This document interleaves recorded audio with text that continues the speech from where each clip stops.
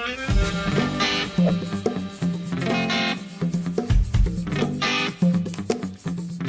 the South Pacific, farming is big business. And it's not just big business for farmers, but it involves many different people of different fields, from nursery owners to farmers to transportation, biosecurity officers, factory staff, packers, exporters, wholesalers, retailers, and so on. Many people are involved in this process of taking a seed from one of our Pacific islands and turning it into a cash crop that is then purchased by a consumer locally or overseas. All the people and businesses involved in this process is called the value chain. The Pacific Island Farmers Organization Network, PIFON, developed training tools and methods to help share this value chain understanding across the farming sector of the South Pacific.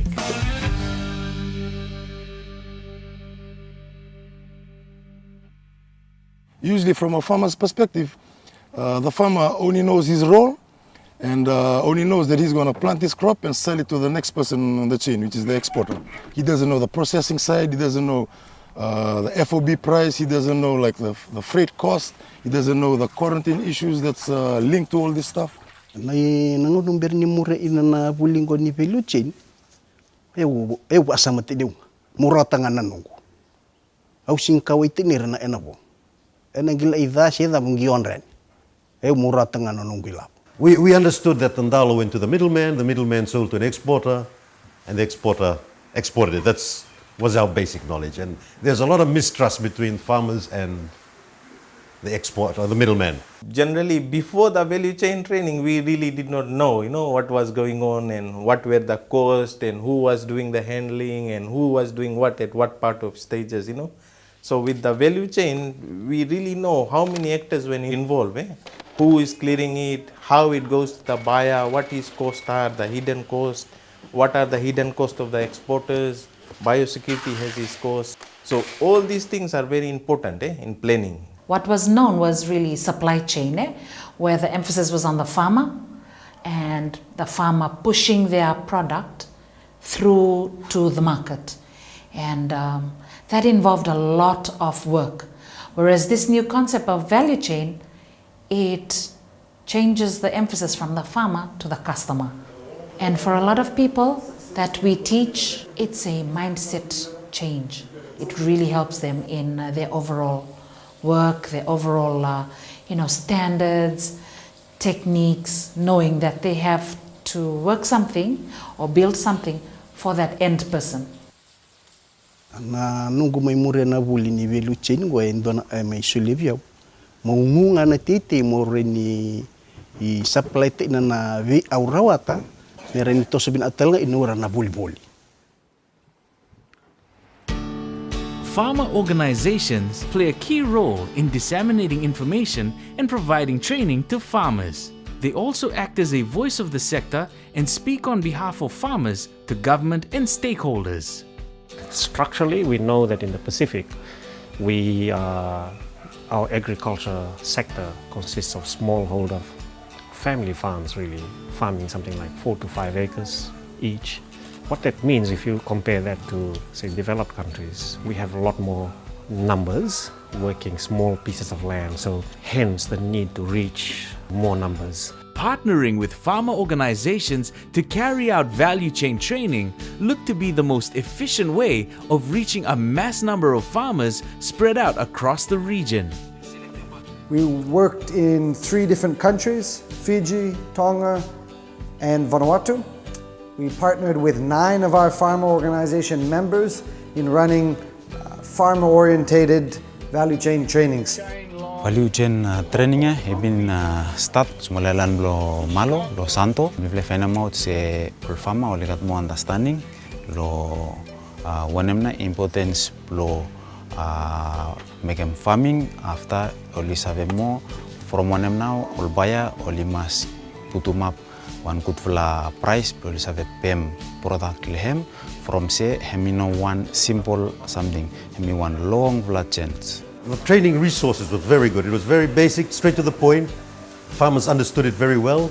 The feedback from the farmers after the training was they really appreciated it. You know, the diagrams were really simple, and you could understand what the whole message of that value chain and how important each link in the chain was and where our part was as farmers. I really like the setup of this training, having a mix of theory and also having a field trip of practical and come back and have analyzing part of it. So it really assists in the total capture of what we really need to take back home. When we visited the factory, there was the biggest impact we saw, we saw the biggest change in the mindset, and we could see them smiling. We saw that the ginger, how the wasted part, to wash it and the dirt is taken out.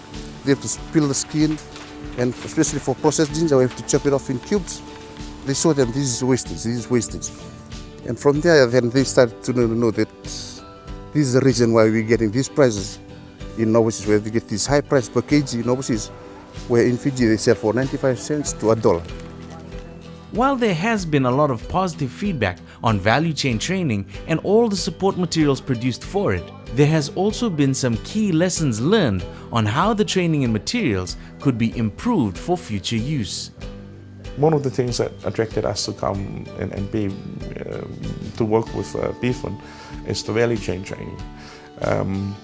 But I think we need one specifically for Tonga. The one that PFON has been developed was based on Fiji, and I would want to see more of one specifically for us. We may need more training because, I mean, maybe to some of us we would be able to catch on as fast, but there may be some who are lacking, so it's something that we really need more training on. I recommend if this training could be done more in the interior. Farmers that are living in the interior and especially on the islands are lost in this kind of training. All the actors in the value chain, you need to get them involved.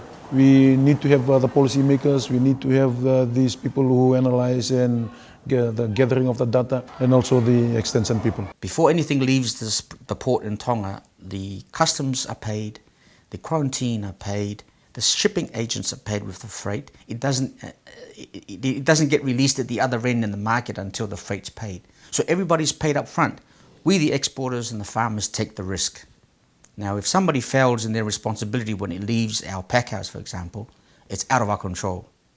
So this is why I think the value chain training also needs to be extended out to other stakeholders. PFON has now gone beyond training farmer bodies and is looking to policymakers. In April of 2017, PFON conducted its first value chain training session with Fiji's Ministry of Agriculture staff. The training that is being offered is very important and it's very critical for the ministry. Of course, this has to be institutionalized into the ministry. In their job description, value chain has to be part of the position description so that they can use it in their daily work. And of course, there are other ways of maybe taking it to schools so that we're teaching future farmers understanding value chain more. I think there's a potential to do that. Increasingly, farmers don't just need information about how to grow the crop, but they need information about how to market the crop, how to conduct themselves in the business world. This value chain training materials are another tool that can help equip those that are serving farmers to be more effective